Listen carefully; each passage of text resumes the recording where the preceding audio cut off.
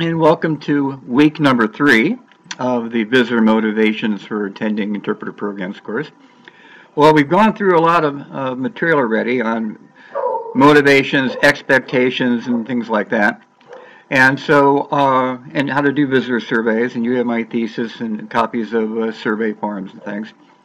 So this week, what we're going to really focus on is once you got the survey results and once you have an idea of what programs or services visitors actually want, what do you do with that information? So this week we're going to look at how to create or develop brand new programs. So I have a number of readings for you in the textbooks and also some more information on markets and mass customization. New ways for you to think about how to create new things that you think your visitors might actually want.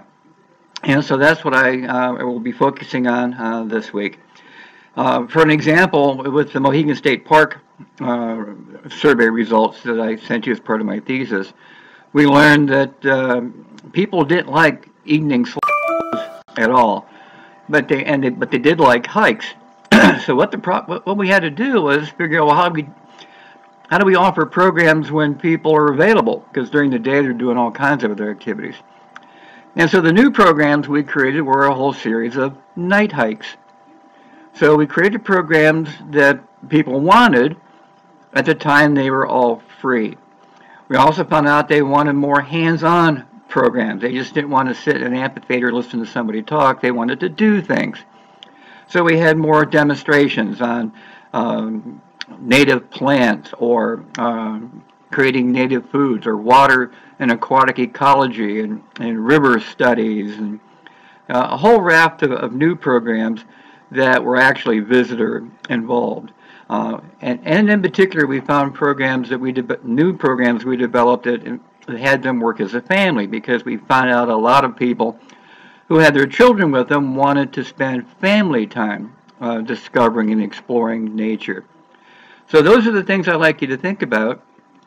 Look at what programs and services you currently offer. Are they dull? Are they boring? Do you have problems getting people to come to them?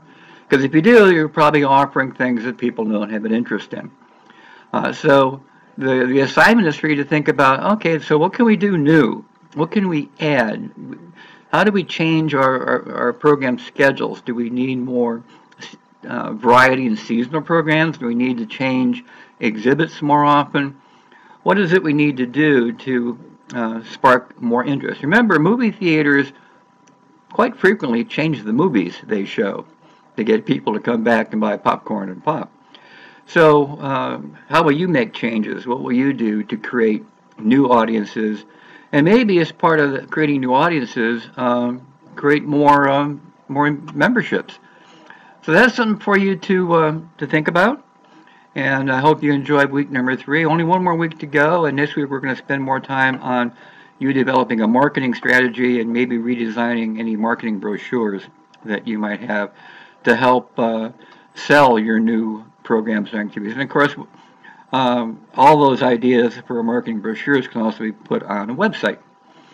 So that's what we have planned for this week and for next week. So I hope you enjoy the week, and I look forward to talking to you next week and reading your assignments online. So thanks for paying attention, and thanks for, well, if you're wondering about my bugs, one of the things I studied years ago was entomology. I also studied aquatic ecology, herpetology. That's why I became a naturalist. I like too many things. So I hope you enjoy my bugs behind me. So that's about it. I hope you enjoy week 3, and I'll look forward to seeing your materials for week number 4. Have a good one.